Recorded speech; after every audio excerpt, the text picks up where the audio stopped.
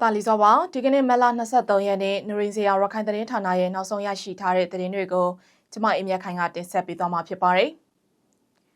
ဒီကနေ့တင်ဆက်ပေးသွားမယ့်သတင်းတွေကတော့စီရေးတင်းမာနေတဲ့စစ်တွေမှာအခုလအတွင်းအနည်းဆုံးလူပေါင်း90နီးပါးဖမ်းဆီးခံရတဲ့ဆိုတဲ့သတင်း။ရခိုင်ရေပိုင်နယ်အတွင်းမှာကုန်တင်ဆက်လက်တစီဓမြတိုက်ခံရတဲ့ဆိုတဲ့သတင်း။ညောင်မြို့မှာမိကလေးငယ်၄ယောက်ကိုအတ္တမပြုကျင့်ဖို့ကြံစီတဲ့ဘာကကျောင်းဆရာကိုDLF ကဖမ်းဆီးလိုက်တဲ့ဆိုတဲ့သတင်းတွေအပြင်တခြားစိတ်ဝင်စားစရာကောင်းတဲ့သတင်းတွေကိုလည်းတင်ဆက်ပေးသွားမှာဖြစ်ပါတယ်ရှင်။အာရခတ်တော် AA နဲ့စီရေးတင်းမာနေတဲ့ရခိုင်ပြည်မြို့တော်စစ်တွေမှာစစ်ကော်မရှင်နဲ့သူတို့ရဲ့အပေါင်းအပါပူးပေါင်းတပ်ဖွဲ့တွေကဒေသခံပြည်သူတွေကိုဖမ်းဆီးမှုတွေတိုးမြင့်လှုပ်ဆောင်နေရမှာဒီလ9ရက်နေ့ကနေ18ရက်နေ့အတွင်းအနည်းဆုံးလူပေါင်း90နီးပါးအထိဖမ်းဆီးခံထားရတယ်လို့သတင်းရရှိပါတယ်။အရသာပြည်သူတွေကိုတန်တရားနဲ့ပြစ်မှတ်ထားဖမ်းဆီးမှုတွေဟာတစ်နှစ်ထက်တစ်နှစ်ပိုပြီးလှုံ့ဆော်လာနေရမှာမက်လ18ရက်နေ့က2ဦးမက်လ18ရက်နေ့က2ဦးထပ်မံဖမ်းဆီးခံလိုက်ရတယ်လို့သိရပါတယ်။မက်လ18ရက်နေ့ညအချိန်ကလည်းကင်းလည်နေတဲ့ရေတပ်ဖွဲ့ကဘော်ဒူဖာ KCA စခန်းကမွတ်စလင်အမျိုးသား10ယောက်ကိုမတရားဖမ်းဆီးခေါ်ဆောင်သွားခဲ့ပြီးနောက်ပိုင်းမှာတယောက်ကိုငွေကျပ်2သိန်းစီနဲ့ချိန်ချောက်တောင်းယူပြီးတော့ပြန်လည်လွှတ်ပေးခဲ့တယ်လို့ဒေသခံမွတ်စလင်တွေကပြောကြပါတယ်။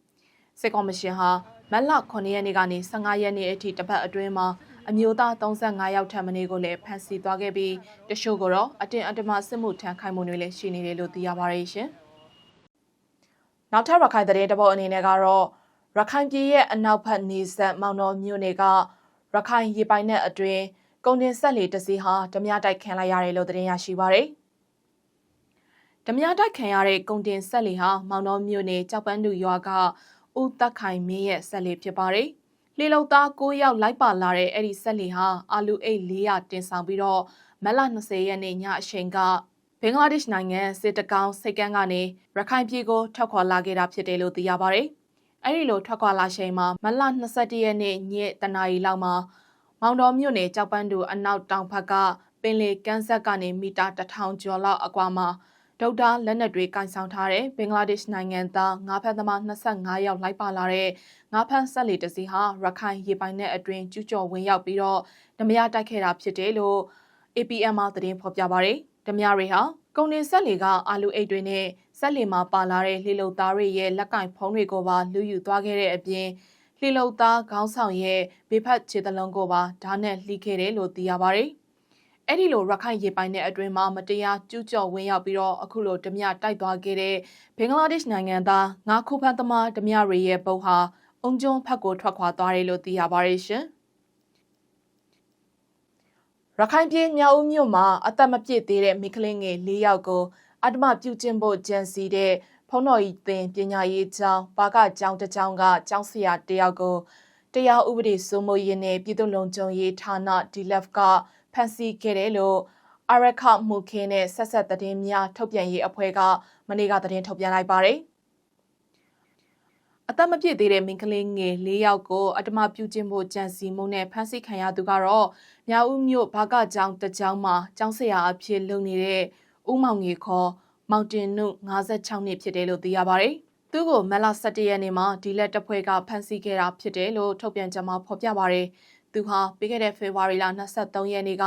အဲ့ဒီဘာကကျောင်းမှာပညာသင်ယူနေတဲ့အသက်8နှစ်အရွယ် KG တန်းကျောင်းသူတယောက်ကိုလိမ်ပိုင်းဆိုင်ရာကျူးလွန်ဖို့ကြိုးစားခဲ့ကြောင်းပြုကျင့်ခံရသူခလေးငယ်ကမင်းခင်ဖြစ်သူကိုပြန်လည်ပြောပြခဲ့တာလို့သိရပါတယ်။ဒါအပြင်ဆက်လက်စုံစမ်းချက်တွေအရဦးမောင်ငယ်ဟာပြီးခဲ့တဲ့2025ခုနှစ်ကလည်းအသက်6နှစ်9နှစ်နဲ့10နှစ်အရွယ်ရှိတဲ့ KG ကျောင်းသူ3ယောက်ကိုလည်းအခုလိုမဖွေမရပြုကျင့်မှုတွေရှိခဲ့တယ်လို့ထပ်မံသိရှိရတဲ့အတွက်ကျူးလွန်ခံရသူတွေရဲ့မိဘတွေကမက်လ6ရက်နေ့မှာဒီလက်စီကိုလာရောက်တိုင်တန်းအမှုဖွင့်ခဲ့ကြတာဖြစ်ပါတယ်။တကယ်လို့တန့်ငယ်မတိမ်မုံကျူးလွန်ရင်ရာဇသက်ကြီးပုံမှ386 3အရာဘသူမဆိုအသက်12နှစ်အောက်အမျိုးသမီးတွေကိုမတိမ်မှုကျူးလွန်ပါကထောင်ဒဏ်တစ်သက်ဖြစ်စေထောင်ဒဏ်အနှစ်20ဖြစ်စေရှမှတ်ခံရမယ်လို့ပြဋ္ဌာန်းထားပါတယ်။လက်ရှိမှာတော့ဒီလက်ဌာနကကနဦးစုံစမ်းမှုတွေပြုလုပ်နေပြီးရာဇသက်ကြီးပုံမှ306မြင်းဆောင်911နဲ့အမှုဖွင့်ပြီးဦးမောင်ငယ်ခေါ်မောင်တင်နုကိုမက်လ17ရက်နေ့ကဖမ်းဆီးခဲ့ပြီးတော့ဥပဒေလုံထုံးလုံနည်းတွေနဲ့အညီအရေးယူဆောင်ရွက်နေတယ်လို့ဖော်ပြထားပါတယ်။ ဒီကနေ့ရရှိထားတဲ့ရခိုင်သတင်းတွေကိုတင်ဆက်ပေးခဲ့တာပါဆက်လက်ပြီးပြည်ရင်းနဲ့နိုင်ငံတကာသတင်းတွေကိုလည်းတင်ဆက်ပေးသွားမှာဖြစ်ပါတယ်ရှင်ပြည်ရင်းသတင်းတစ်ပုဒ်အနေနဲ့ကတော့73စီရှားပါမုံကိုထိန်းချုပ်ဖို့အတွက်တပတ်ကို2ကြိမ်သာဝေယူခွင့်ပြုတော့မယ်လို့စစ်ကော်မရှင်ကန့်သတ်လိုက်ပါတယ်မြန်မာနိုင်ငံမှာ73စီရှားပါမှုကိုထိန်းချုပ်ဖို့အတွက်လာမယ့်အပတ်ကစပြီးတော့မော်တော်ယာဉ်တွေကိုတပတ်မှာ1ကြိမ်ဒါမှမဟုတ်အများဆုံး2ကြိမ်သာစီဝေယူခွင့်ပြုတော့မယ်လို့စစ်ကော်မရှင်ကမတ်လ22ရက်နေ့မှာထုတ်ပြန်လိုက်ပါတယ်။အခုစနစ်သစ်အရကားတစ်စီးချင်းစီရဲ့အင်ဂျင်ဆက်စွမ်းအားအပေါ်မူတည်ပြီးတော့တပတ်စာဝေယူခွင့်ရှိတဲ့စီပမာဏကိုသတ်မှတ်ပေးမှာဖြစ်ပြီးဘာကုတ်နဲ့ QR code စနစ်တွေသုံးပြီးကန့်သက်ရောင်းချသွားမှာဖြစ်ပါတယ်။လောင်စာစီရွှေတာတဲ့အနေနဲ့စစ်ကော်မရှင်ဝန်ထမ်းတွေကိုလည်းမတ်လ25ရက်နေ့ကစပြီးအပတ်စဉ်ပုဒ်ထူးနေ့တိုင်းရုံတက်စေရမလို့ပဲနေအိမ်ကနေပဲအလုပ်သွားရမယ့် work from home စနစ်ကိုကျင့်သုံးဖို့ညွှန်ကြားထားပါတယ်။လက်ရှိမှာ73စီရက်50စာတိုးလောင်ထားပြီးသားရှိတယ်လို့စစ်ကော်မရှင်ဘက်ကပြောဆိုထားပေမဲ့ပြည်သူတွေအကြားမှာတော့အရင်ကကျင့်သုံးခဲ့တဲ့စုံမစနစ်ထပ်ပိုးပြီးအကျက်တဲဖြစ်လာမှာကိုစိုးရိမ်နေကြပါတယ်။နိုင်ငံတကာသတင်းတစ်ပုဒ်အနေနဲ့ကတော့အာရေဗီးယားပင်လယ်ပြင်အတွင်းဗြိတိန်ရဲ့နျူကလ িয়ার စွမ်းအင်သုံးရေငုပ်သင်္ဘော HMS Anson ရောက်ရှိလာတဲ့သတင်းကိုတင်ဆက်ပေးပါမယ်။ဒီရေငုပ်သင်္ဘောဟာဩစတြေးလျနိုင်ငံပတ်မြို့ကနေ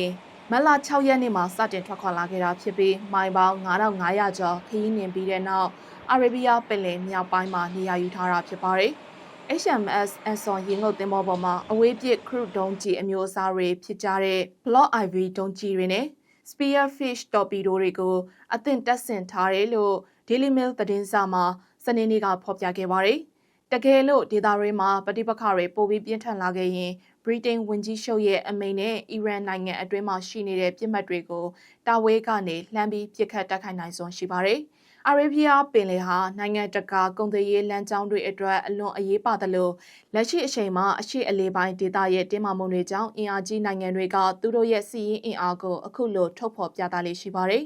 ။ SMS Anson ဟာဗြိတိန်တော်ဝင်ရေတပ်ရဲ့အဆင့်မြင့်ဆုံး S2 class ရေငုပ်သင်္ဘောတွေအထက်ကတဆင့်ဖြစ်ပြီးရန်သူရေဒါကနေရှောင်ကွင်းနိုင်တဲ့နည်းပညာတွေလည်းပါဝင်နေလို့သိရပါတယ်ရှင်။